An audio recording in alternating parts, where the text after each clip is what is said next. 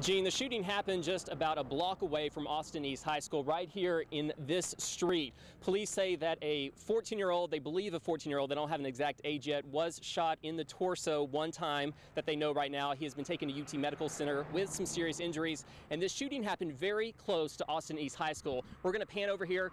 The school is just right there. Here said the fire can be seen right as you drive into Townsend off Highway 321. It's just right across the river. And as you can see behind me, the smoke is still billowing up. I'm going to get out of the way so you can see the scene.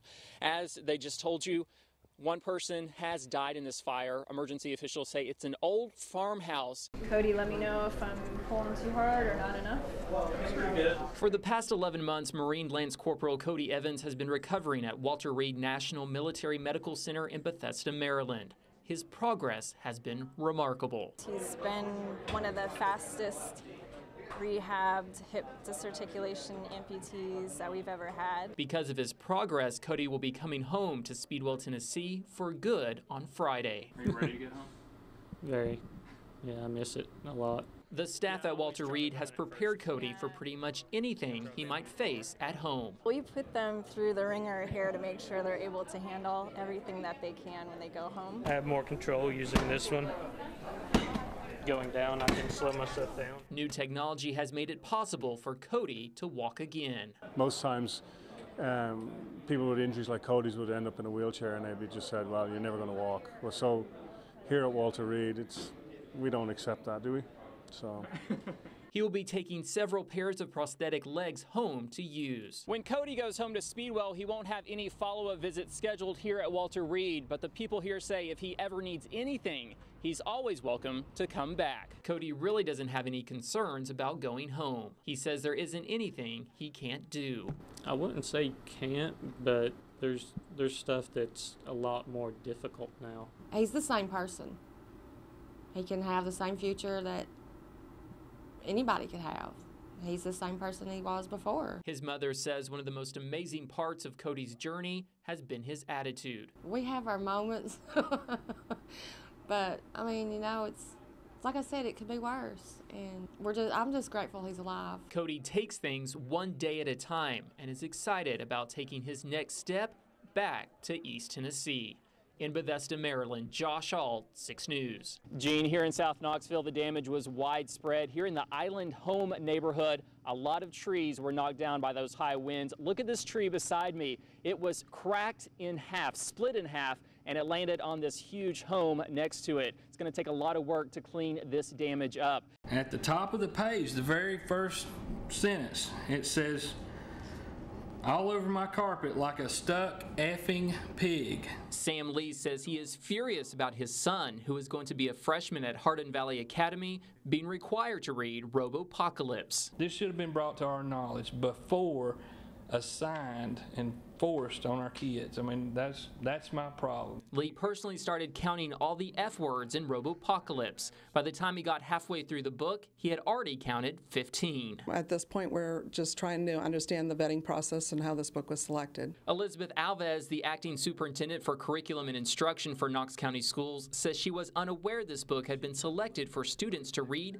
at Hardin Valley Academy. She says the school has a very strict policy on how books are selected. Even though school officials in the central office had no idea this book was on the required reading list, that wasn't the case for educators here at the Academy. They knew exactly what was inside this book. Debbie Sayers, a chemistry teacher and STEM Academy dean, sent this email to Lee.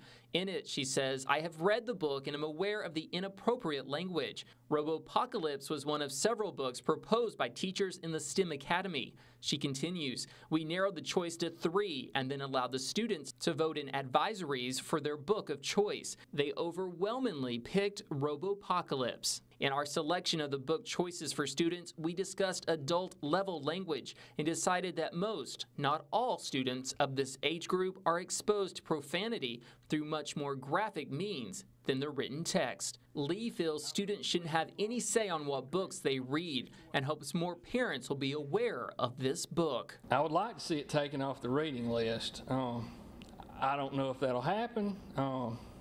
It depends on if parents care. The handcuffing incident happened right here at Northwest Elementary School in Newport. The mother of the child says she is outraged it came down to handcuffing her son to control him. The sheriff says there was a reason it had to happen. Rachel Pierce, the mother of 5-year-old James, says the handcuffing incident happened on August 23rd.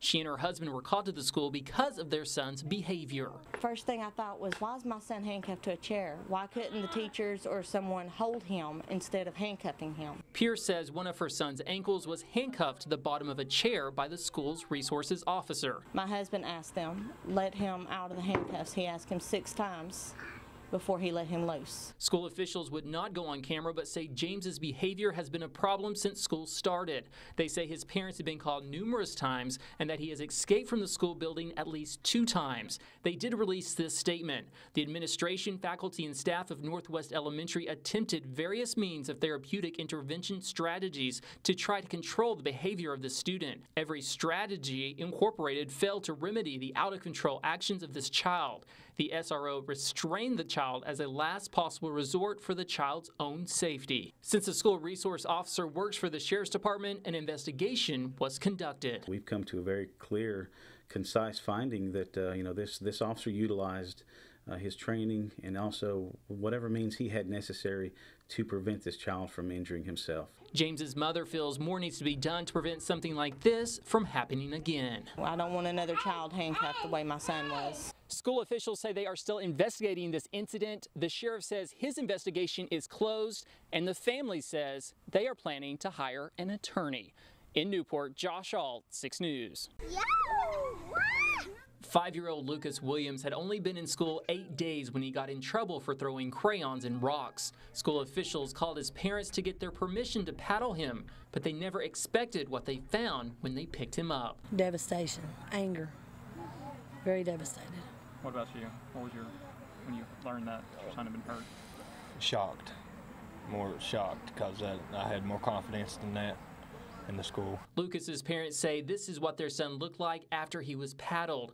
Large bruises all over his buttocks. Dr. Penny Boyd, the principal at Sunbright School and the person who paddled Lucas, has now been suspended without pay. An investigation is now underway by school officials. I want to see her out of the school systems, and I would like to see her arrested. Lucas's mom and dad have received a lot of support from the community after these allegations came forth this week. Tonight at the City Park in Sunbright, there were more than 50 people showing their support for Lucas. When I seen the pictures, I was absolutely sick to my stomach.